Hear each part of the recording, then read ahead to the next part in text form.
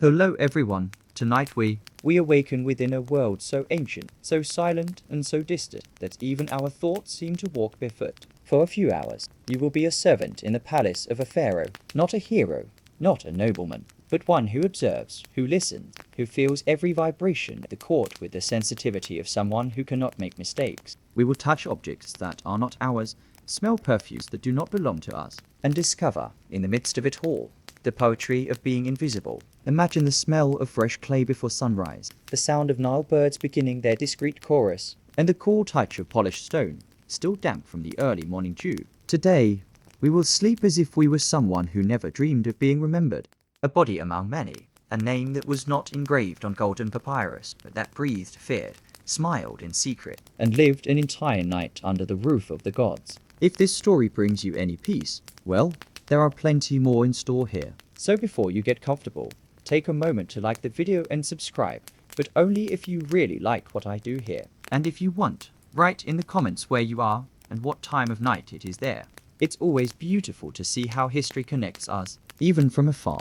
Now, dim the lights, maybe turn on a fan to create that soft hum in the background. Or just lay your head back on the pillow with a soft sigh. This night's journey is about to begin. It will be slow, intimate, and filled with whispers that have traveled through millennia to reach you. The sky was still a dark fabric, embroidered with small promises of light, and I was already standing, not by obligation, nor by choice, but because the body, after a certain time, learns to hear the call of the day even before the birds sing. It was always like that. The first sound did not come from anyone's mouth. It came from the wings that cut through the air above the Nile, small, high-pitched, rhythmic cries that seemed to sow the sky to the ground. The ground was cold, cold like the memory of something you can't change, but firm, and on it, my bare feet sought balance. I breathed slowly.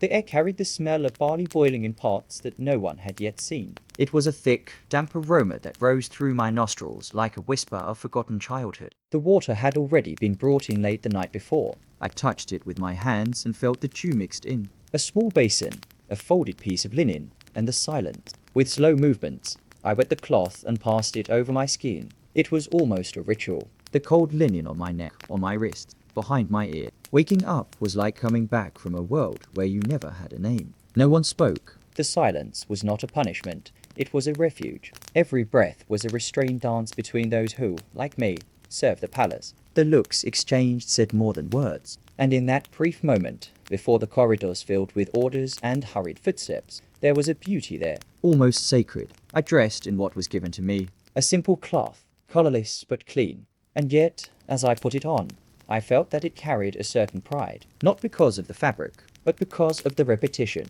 because of the familiar gesture, because of the memory of the touch. It was the same kind of cloth that my father used, and before him, perhaps his father too. Serving was what we knew how to do, and in that repetition, there was something that soothed the soul. Sometimes the pain from the night before would still throb in our backs, a silent weight, as if our bodies had never stopped working, even in our sleep. But no one complained, maybe out of fear, maybe out of habit, or maybe because we knew that the pain was the only thing that reminded us that we were still alive. Every aching muscle was a reminder that time was still carrying us. Outside, the light was beginning to drip across the horizon like honey over stone, and inside the palace, the shadows were slowly retreating. It was at that moment that everything seemed possible. The beginning of another day, the first whisper of dawn, a silent invitation to exist, once again, in the name of someone who would never know your name. The day did not begin with words. They remained trapped, kept inside the mouth as if they were too fragile to be spoken. Speaking out of turn was like breaking sacred pottery, and in the palace, every sound had a place, and every silence a value. The voice only existed when it was called upon, and even then, it came quietly, unhurriedly, like a leaf falling in slow motion. There was a kind of understanding that didn't need sound. Finger gestures, quick glances, small nods. That was how we communicated. And within that voiceless language, a secret complicity was born. An invisible bond between those who carried the same weight and knew where it hurt. It wasn't friendship. It was something deeper. It was recognition. Sometimes the sound of a sandal against the marble broke the spell. But even that sound seemed ashamed to exist. It spread quickly, as if apologizing for having appeared. There was something shy about the hallway, as if even the walls knew not to hear too much. I learned to breathe in a way that didn't bother me, to pass through doors like a light breeze, to not be seen, to not be remembered. And there was peace in that too, because in that world, the invisible lived longer. What drew attention was always fleeting, but those who knew how to hide remained. At first, I was afraid of this silence. It felt like a vacuum, an absence. But over time, I realized that it was full of secret, of stories that didn't need to be told, of lives that could be told with a simple look. It was as if the palace itself was breathing along with us, slowly, cautiously, eternal. Some nights, before the sun came back up, I would hear voices in my dreams, voices from outside, from when I was a child. But when I woke up, everything was silent. And this contrast made me understand that the silence of the palace was not absence. It was choice, a space created for survival, and perhaps even for the sacred. And it was in this silence that I learned to hear other things. The sound of skin against stone, the creak of a basket as it was dragged, the gentle beating of another's heart when two hands met by chance. In a world where speaking could be a punishment, listening became an art, and being heard, a rare privilege. The first task of the day arrived without warning, like a memory that harbors before forming into a thought. I felt it before I heard it. A look called to me, a slight gesture with the chin, and I knew what to do. I walked slowly through the corridors still damp from dawn, where the air seemed denser, almost sacred. There, before the gods carved in stone, I knelt. They were immense, unattainable, and yet my hands touched them, not out of devotion, but because someone had to. And that someone, that day, was me. I picked up a small ceramic pot. Inside, the goat's milk was still warm, smelling slightly sour and sweet at the same time. I dipped my fingers in. I felt the texture run between my knuckles. It was thick, almost like a second blood. With circular gestures, I polished the statue's eyes, its arms, its crown. Everything was silent. Sometimes my breathing would mix with the distant sound of the wind that crossed the central courtyard. A constant murmur, as if time itself breathed with. I didn't know if those deities heard my prayers, but even without saying a word, something inside me prayed. Maybe it was the touch. Maybe it was the repetition. The stone was cold, but with the milk, it seemed to wake up. A sheen appeared, subtle, like sweat on living skin. I wondered what it meant. The power that was attributed to objects. How an invisible hand could command reverence by form alone. And I, who was made of flesh, who breathed and trembled and bled, must shrink before that which never blinked. Even so, there was a kind of honor hidden there. A feeling of being part of something that had come from long before, from many others, as if I were repeating an ancient gesture, passed from servant to servant, always in the same rhythm.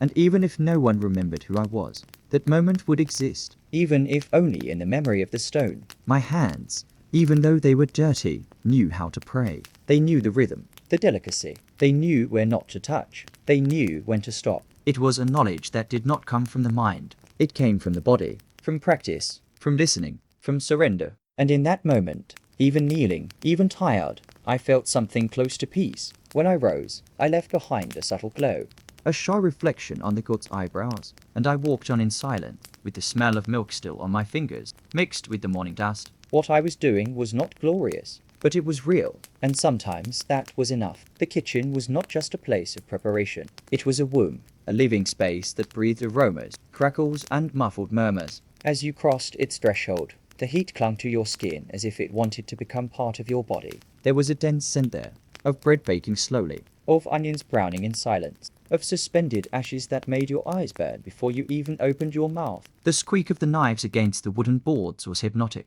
Each cut sounded like a beat, and each beat a disguised prayer. No one spoke, only the utensils said something. The ladles clanged together like modest bells. The clay boiled, crackling as if telling secrets between bubbles. And the salt, oh, the salt. It wasn't harvested, it was brought. By calloused hands, by eyes that cried. Often, the seasoning came from within the tears that flowed without fanfare, mixed with smoke and faith. Each food had its place, not because of aesthetic order, but because of fear. A mistake in cutting, a delay in cooking, a spoon that was not cooked at the right time. And the punishment could come without sound, but never without weight. Sometimes it was a look that burned more than the oven. Sometimes it was the simple disappearance of someone who was there yesterday. I moved carefully. My feet slid as if the floor were made of slippery silk. The breeze that came in through the high openings in the ceiling didn't reach us. The sweat was constant, a slow river running down my back, mixed with the dust and the smell of wet coal.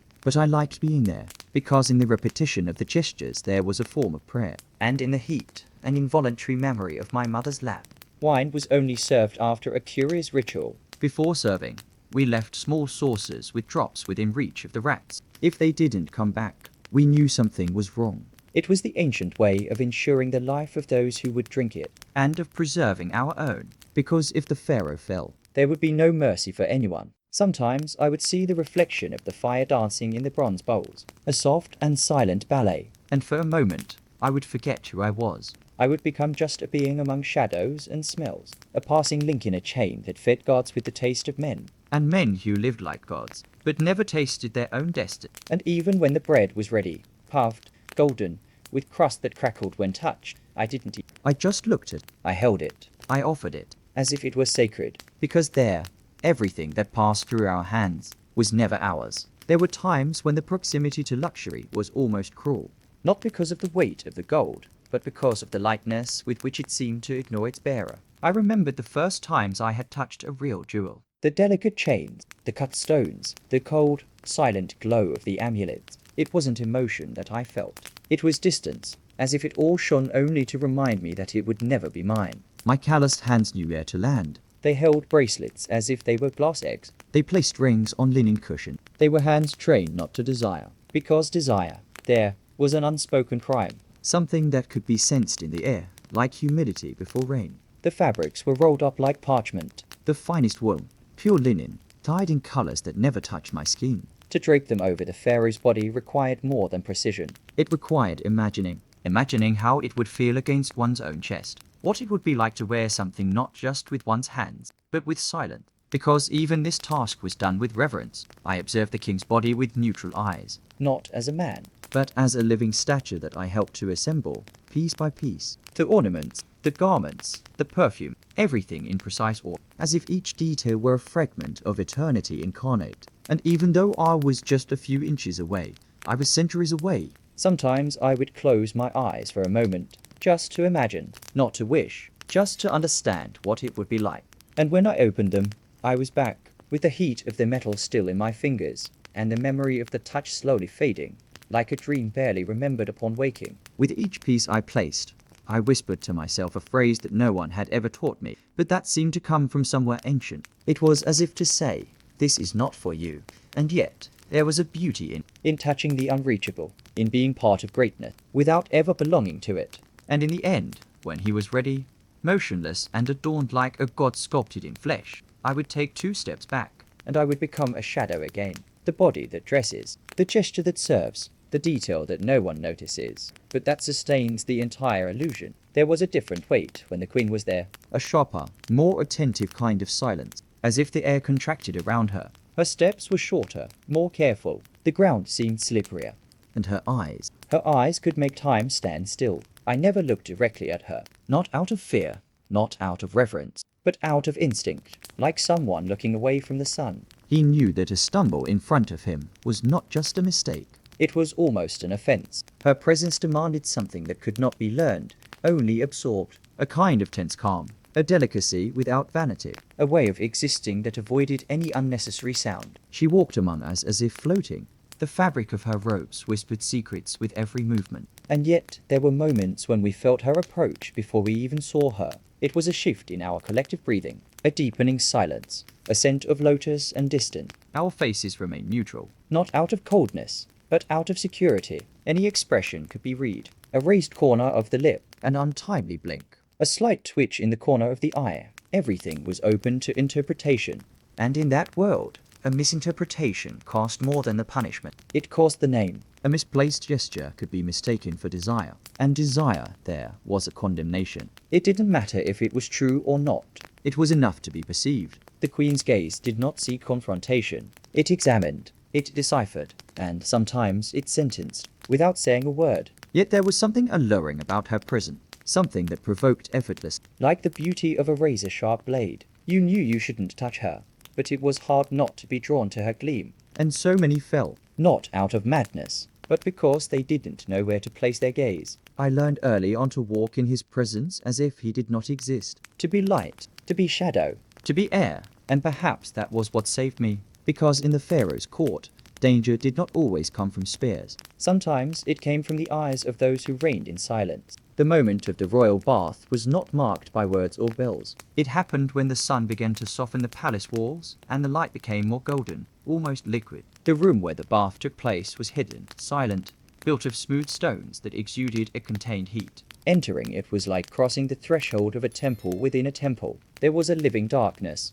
fed by steam and torches that did not flicker. The air was saturated with oils and crushed herbs, and breathing demanded calm. No sound other than the water was welcome. The king was already there, sitting, motionless, with his eyes closed as if meditating on his own eternity. And we, the chosen few, approached with the jars, the soft fabrics, the essences and the humility. Before touching, there was a silence between us and the real body. A moment where the hands, still in the air, asked permission without words. The first gesture was always made with warm oil, slowly poured over the shoulders. The liquid ran like a thick river, mixing with the light of the torches and creating a shine that was neither sweat nor gold. My fingers glided with extreme care, as if, by pressing too hard, I could hurt something sacred. There was an invisible order to the touch: shoulders, arms, chest, back, never the feet first. Each part was respected as if it had its own liturgy. The oil had the aroma of lotus and myrrh, and it penetrated the skin like a secret kept for millennia.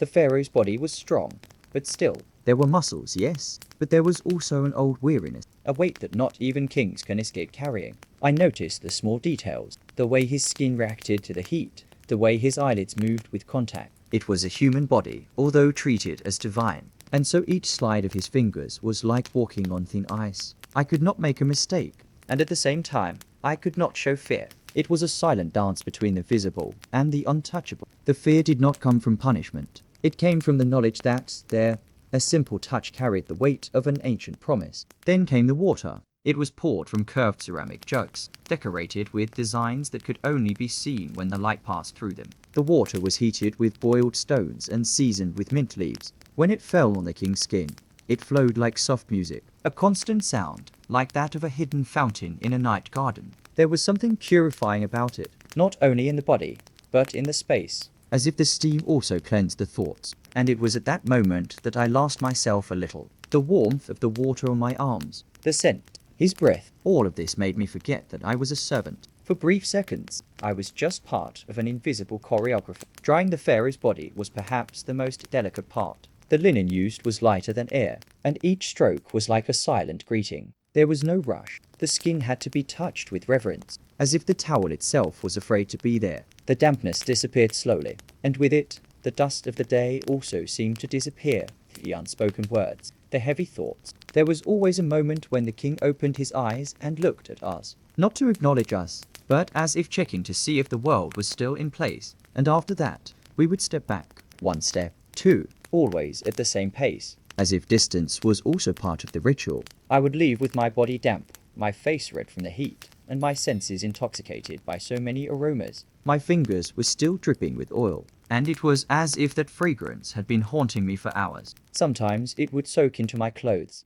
Other times, it seemed to drip from my skin itself. Some said that touching the pharaoh was a blessing. Others said it was a risk. For me, it was both. It was carrying, even if only for a few minutes, the weight of history on my body, and returning to anonymity soon after, as if nothing had happened, as if I had not, with my own hands, touched the untouchable. In the exit corridor, the breeze was back, weak but present, and that light wind on my face was, for me, the true conclusion of the ritual. It was the sign that I was still there, that I had returned, that my role had been fulfilled. I took a deep breath, as if the air of the ordinary world were welcoming me once again. And there, between the dissipating steam and the silence that was once again dominating the corridor, I felt something close to the sacred. Not the sacredness of the gods in stone, but the sacredness that arises from the calm touch, the unhurried gesture, and the respectful silence between two bodies that, for a brief moment, inhabited the same mystery.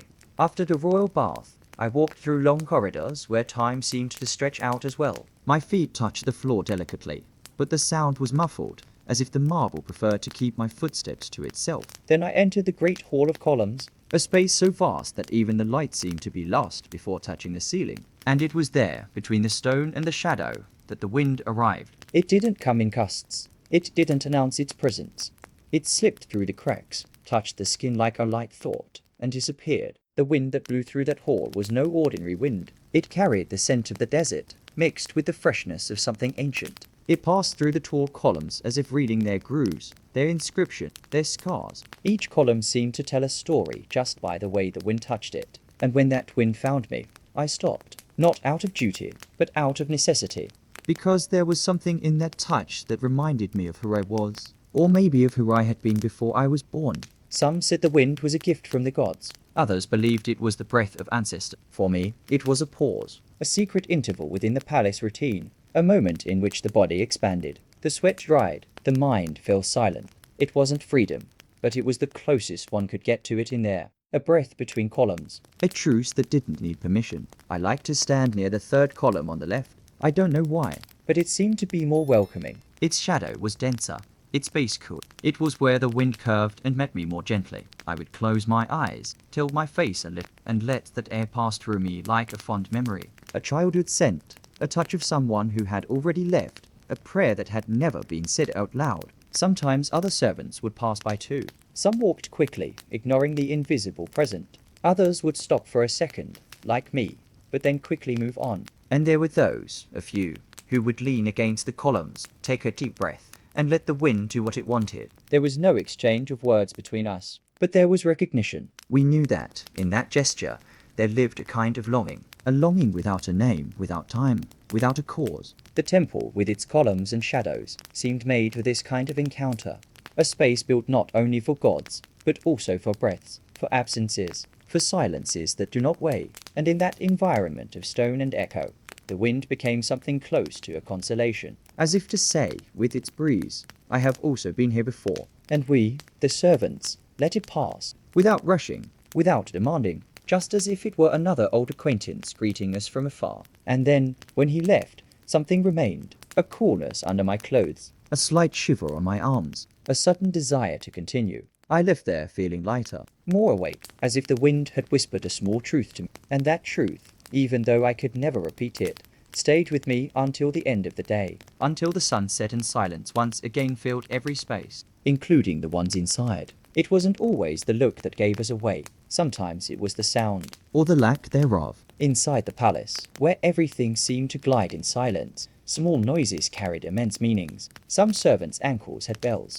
others had clay rattles, and many, like me, had no sound at all. We walked mutely, without warning, as if we were part of the air. This choice wasn't aesthetic. It was a language, a class code that didn't need to be read. It was enough to be heard or not heard. Those who were like bells served the direct court. They were seen. They moved between the eyes of the king and queen. They had to announce their presence, even if discreetly. The bells, deeper, belonged to those who carried objects, pots, fabric. It was a more organic, more raw sound, like someone carrying the weight of the world. But there was something strange in the sound of absence, in the dry, quiet walk of those who served in the shadows. This absence of sound was our shield, our way of passing without leaving a trace. I learned to walk so that even the ground itself forgot my steps, to step with the entire sole of my foot, to control my breathing, to align my rhythm with the breathing of the runners. It was as if I danced with the rhythm of the place. When someone heard me approaching, it was a sign that I had failed. And so, I became sound only when I wanted to, or never. But there were days when I wished I had a bell, just to hear confirmation that I was there, that my presence was not just wind between columns. There was something comforting in the idea of making sound, of not being just shadow. Still, I knew the value of silence. I knew that, within that world of subtle hierarchies, the silent lived longer, because it did not attract. It did not hurt. It did not bother. At night, when the corridors were empty, I would sometimes find loose bells, temporarily abandoned on the stone hooks. I would ring one with the tip of my finger, just for a second. It was a clear, short sound that quickly disappeared, but it left an echo, a kind of longing, as if the sound said something that my mouth could not. Something like, I am someone too. And then, I would return to silence, to the role that was mine. Some said the sounds of ankles were like music, that on calmer days, the entire palace sounded like a giant instrument, played by footsteps and sighs. But I thought it was more like a collective whisper, a language made of metal and feet, of presence and absence. And in this strange language, I learned to communicate with the world without saying a single word. And even now, years later, I sometimes hear that sound in my memory, like an echo that comes back with the wind, a distant bell, a muffled rattle. And I remember that even silence carries identity. Even nothingness can be a name. and the sound I didn't make also told my story, even if no one heard it. The servants' food came at the end of the day, not as a feast, not as a rite, but as a silent concession. Sometimes it arrived lukewarm, sometimes cold, and on certain nights, it was just there. Nothing but a piece of bread darkened by time, a fig slightly warm from the sun that still lived in it, and a little crystallized honey on its rim. At first glance, it was little. At second glance, it was also little. But after a day of your body dissolving into your tongue, it was more than food. It was present. It was confirmation that you were still there. We sat in shapeless circles in the darkest corner of the service yard, each one holding his portion as if he were holding something too fragile to waste. The bread, hard at the edges, softened in the mouth with the remaining saliva, and the fig, even though small, left our fingers sticky. There was no rush. Not because we wanted to savor it, but because we knew that after the last bite, nothing would come. The silence of the night, the absence of tasks, the void between the body and sleep. Honey was the secret. It wasn't always there. But when it came, it was like a broken promise that, for some reason, was fulfilled. I let it melt slowly, touching the roof of my mouth, dripping like a sweet memory. Sometimes an ant had already ventured into it, and I would gently shoo it away, as if even it had the right to that rare pleasure. Because, there, nothing was just ours. Not even the taste. We didn't talk much. Words were lost in fatigue. But there were glances, small smiles, shared bites when someone got a bigger piece. That was the only time when hierarchy disappeared for a moment. We weren't the ones who served the king, or who drew his bath, or who cleaned the hallways. We were just hungry bodies finding brief shelter in scraps of simple food. Some older people ate in absolute silence, not out of habit, but out of reverence, as if that meal were the only real moment of the day, the only one without orders, without fear, without demands. The food, although scarce, was free, and the gesture of putting it in our mouths, a small act of autonomy, something that no one could do for us, something that belonged entirely to us, even if only for a few seconds. Then, when the plate was clean and the fingers licked, a kind of peace game, the body knew that nothing more would be asked of it. That night was approaching with its blanket of shadows and promises, and even without comfort, without softness, there was a rest there. Not in the body, but in the fact that the worst was over, and that, for many of us, was already a silent victory. Sometimes, later in the day, I would still taste the fig in my mouth, or a grain of bread between my teeth, and I would wonder why it stayed. Maybe it was my body trying to hold on to the moment, or my mind wanting to savor what my soul couldn't. Because deep down, we knew that meal wasn't just food. It was memory. It was identity. It was the invisible thread that kept us human. When the last light disappeared from the sky, the palace changed its breath. The sound of footsteps became more spaced out. The whispers became deeper, and even the insects seemed to sing softer. The night, inside there, was not just the absence of light. It was the presence of the invisible. And before going to bed, even on the cold, hard floor, we had silent ritual, small ceremonies that didn't ask for permission. We closed our eyes for a few seconds, or leaned our foreheads against the wall, as if seeking a balance between tiredness and the continuation of existence. There was a place behind the pottery warehouse where I liked to go, a corner where the wind didn't blow, and the silence was almost absolute. There, I would whisper my father's name, then my mother's, then nothing else, just the sound of my breath echoing in my throat.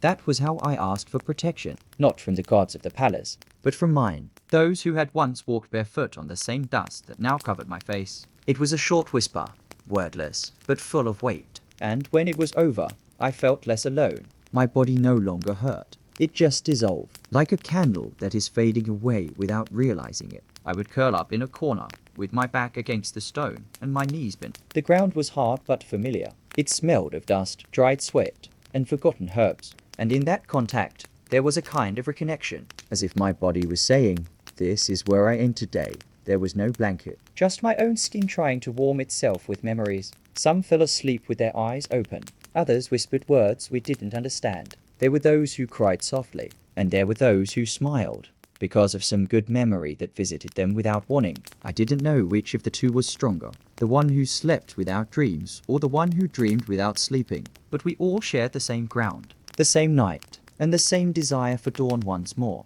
On certain nights, when the air was denser, I could see the stars through the gaps high above, small points of light far away, which seemed to laugh at the grandeur of the palace. Everything there was immense, but the stars, so small, were the only ones that really remained. And this irony brought me comfort. because perhaps, I thought, those up there don't care about the size of the walls, but about the hearts that beat in silence. Sleep came slowly, like a shy animal approaching silently. Sometimes it came quickly, like a faint. Other times it resisted, fighting against the mind that still danced between memories and fears. But when it finally came, it was sweet, warm, and absolute, as if it were telling us, now you can stop. And in that stopping, there was more than rest. There was survival.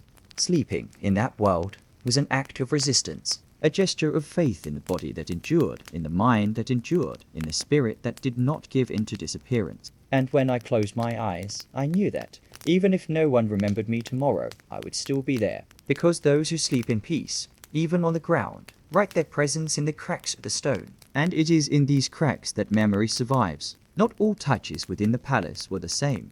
There were those who cleaned, those who dressed, those who carried. And there was another, a specific touch, reserved for a few. A touch that was both a responsibility and a risk. It was the touch of healing, the touch of trust, the touch of the servant who massaged the royal body. I was chosen for this only once, and I never forgot it, because, in that moment, my hand stopped being just a hand. It became a bridge. It became a sentence. It became destiny. I was summoned during the night. The king was not sleeping well. They said his muscles were tense, and the astrologer recommended camphor oils. They gave me an alabaster jar and led me to the dark room. The only light came from a small brazier. The smell was strong, a mixture of heated herbs and sacred sweat. The king's body was lying on cloths, covered to the waist, and I, kneeling, waited for the signal. When it came, I began. First, the shoulders, then the base of the neck. My fingers pressed slowly, feeling the skin, the heat, the tension hidden in each line of flesh. It was a silent dance. Each movement tested the boundary between relief and pain, and I couldn't afford to miss. Because in that world, even the king's discomfort could turn into punishment for whoever caused it. I breathed carefully, trying to synchronize my calm with his. The oil ran between my fingers like warm water, creating a soft sheen on his royal skin. And in that sheen, I saw my own image, distorted, small, fragile. I was part of something much bigger, but also much more vulnerable. There were unspoken rules to touching. You didn't go beyond the limit of the shoulder blade. You didn't press hard unless the king took a deep breath. And above all, you didn't hesitate. Hesitating was a sign of insecurity. And insecurity, that was intolerable. I felt the weight of the world in my fingers. Not because the king was heavy, but because fear was. And yet, there was beauty in that gesture. Because it was there, between risk and surrender, that I felt most alive. Sometimes I would close my eyes for a second, just to forget who I was touching, just to remember what it was like to touch instinctively, like I did with my grandmother when she had back pain and asked me to help her. The same gesture, the same circular pressure, the same intention to relieve it. But there now, the world watched in silence, and the future depended on whether or not a muscle would relax. When I finished, the king said nothing. He just turned away, a simple gesture, but full of meaning. It was like a seal, as if to say, you did not make a mistake. And with that, I left. The oil still dripped down my hands, through my nails, and the smell stayed with me for days. Each time I smelled it, my entire body remembered the tension, the fear, and the silent honor of having been chosen. Touches can heal, but they can also seal destinies. And that night, I understood this with my whole body. Because touching the untouchable was not just a task. It was a rite, a crossing, a place where few set foot. And I, for an instant, was there, with wet fingers, my heart racing, and my entire soul focused on not disappearing under the weight of a divine skin. The sense of smell inside there was an invisible compass. It did not point north, but it revealed what words did not say. The palace was made of aromas that arrived before footsteps. The scent of lotus came from the center of the noble corridors. It was light, sweet, and at the same time impossible to ignore. It floated in the air like a presence, a memory in suspension. It was the smell of power,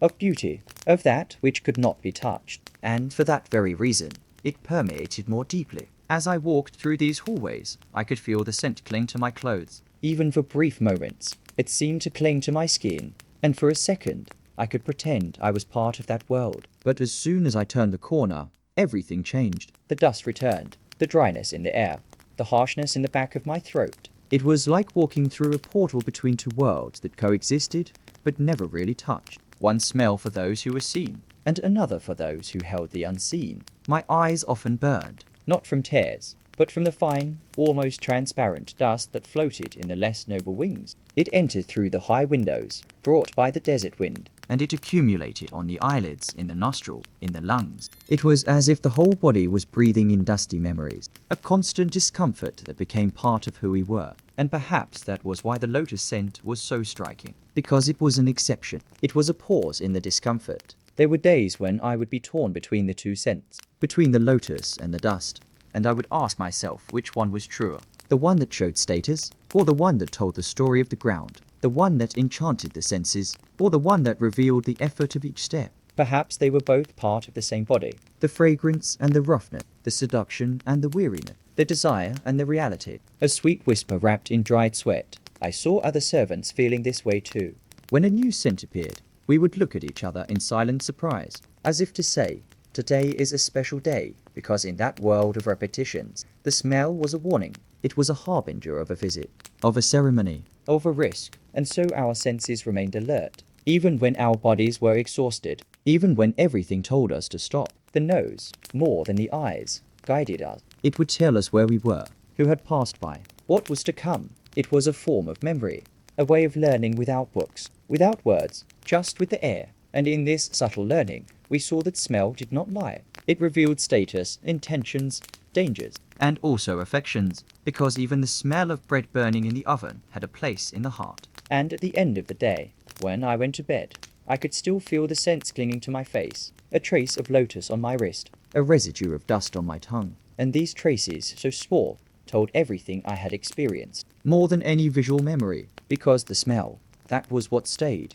even in my dreams, as if it was saying softly, you were there, you felt it, and no one can take that away. Some of the palace corridors were different, not because of their width, nor because of their height, but because of what they kept silent. The walls there were not smooth, they spoke. They bore inscriptions that seemed to whisper when the ice touched them. Hieroglyphics covered every inch. Ancient symbols, traces of another era. I walked through them carefully, almost with reverence, as if I were walking inside a thought that was not mine, but that included me. Each stone seemed to vibrate slightly, as if it still remembered the hand that carved it. The sound I heard did not come from outside. It was a sound that arose within, a soft, inner echo that said, look calmly. I knew I shouldn't stop for too long. But even as I moved, my eyes read without reading. They perceived shapes, patterns, figures of gods with elongated eyes and crossed arms. It was a language of frozen gestures that moved even when still. Some parts were worn away. Time had erased entire letters,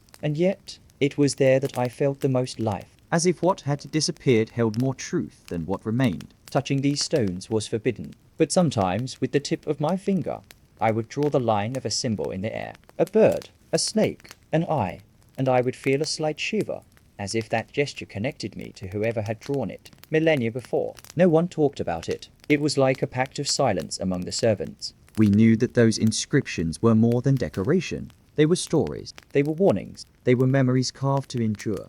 And there was a question that always came back. Would someone write my name one day? Would there be, on some distant wall, a line, a stroke, a letter that would tell that I existed? Or would everything I am be just a passage, dust, absent? I spent years crossing the same corridors, and over time, I began to notice changes. A detail that I hadn't seen before, a crack that opened wider, a line that disappeared. It was as if the stones also lived cycles, as if they breathed, got sick, slept, and each silent change reminded me that nothing, not even stone, is forever, and that, curiously, comforted me. Sometimes I dreamed that I was walking through those corridors, empty of bodies but full of voices, and the voices came from the walls, low, gentle, as if the ancients were whispering forgotten stories just for me. I woke up with a calm heart, as if I had received a secret. And the strangest thing was that, when I returned to the real corridor, I felt as if that dream had left something behind, a smell, a sound, a thread of meaning that had not been there before. The stones did not speak loudly. They did not shout. But they told with silence, with the absent touch, with the stillness. And so I listened, not with my ears, but with my soul. Because, in that world of orders and forgetfulness, they were the ones who remembered, who guarded, who bore witness. And knowing that these stones had once been touched by others like me, that made me follow. Now, lying on the cold floor, I felt my entire body giving in, as if each muscle was releasing, one by one, the tensions of the day. The sounds of the palace were fading. All that remained were distant echoes, perhaps a footstep, a jar being placed on the floor, a soft whistle of wind through the cracks. But in truth, what I heard most was that which made no sound, the weight of silence, the emptiness between tasks, the absence of orders, the silent freedom that came only at night. I closed my eyes slowly, but my body didn't disappear. It still hurt in some places. My back, my knees, the soles of my feet. The pain there wasn't an enemy. It was a memory, a map, the geography of the day. And even without a pillow, I found a point of comfort in my own arm, curled up, like someone protecting themselves from a cold that doesn't come from the air, but from life. And so I waited for sleep to come. I remembered the bells of the court, the scent of lotus, the statues of the gods that I touched with goat's milk. I remembered the stone corridor, the queen's gaze, the sounds on my ankles, the king's bath. Each image came back as if it were part of a dream in the making. But it wasn't a dream. It was a memory. It was just one night. Just one. But within it was the weight of an entire life, as if everything I am could fit into a few hours. I wondered, still with my eyes closed, if anyone out there was thinking about us, if the world knew we existed, that there, in that corner of time, there were bodies breathing, feeling, fearing, and waiting. The answer did not come, and it did not need to, because history, sometimes, is made not by those who appear, but by those who sustain the invisible, those who move the scenes without going on stage. The night wore on, and the palace slept. Even the gods seemed to be dozing on their pillars, and we, the servants, also slowly departed into our own worlds. We dreamed of open fields, of abundant food, of freedom, even if we did not know exactly what that meant. And curiously, there was comfort in these dreams, not because they promised us anything, but because they let us rest. I knew that when I woke up, everything would happen again. The boiling barley, the wet linen, the silence, the touch, the restrained gaze. But for now, I just breathed, a deep breath of someone who does not expect, but accepts, of someone who does not desire, but feels. And in this state of near oblivion, I found a rare peace. A peace that came not from the absence of pain, but from the acceptance of what is. And then I fell asleep, not like someone who runs away, but like someone who finally rests. Because sometimes a single night, lived in silence and surrender, can last forever in the memory. And even if no one ever writes my name in stone, I was there, with my feet on the marble, my eyes in the dark, and my heart quiet. And maybe, just maybe, that will be enough for my story to continue to be whispered, night after night, by those who also need a place to rest. If this story has stayed with you this far, then maybe it was made for you, for your longest nights, for the silences that don't know where to go. Because sometimes, all we need is a calm voice to remind us,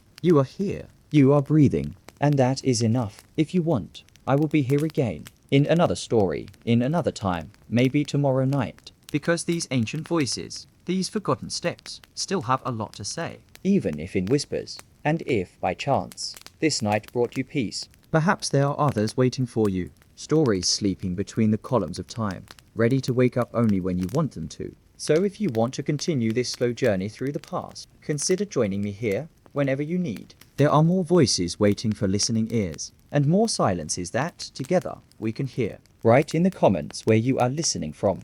What time is it there? It is always beautiful to know that these words travel to so many different places, and touch minds like yours, at the exact moment when the world slows down. Now, close your eyes if you want. Or just take a deep breath and feel your body sink a little deeper into the mattress. The sound is moving away, and that's okay. I'll be here, whispering stories in your dreams whenever you call.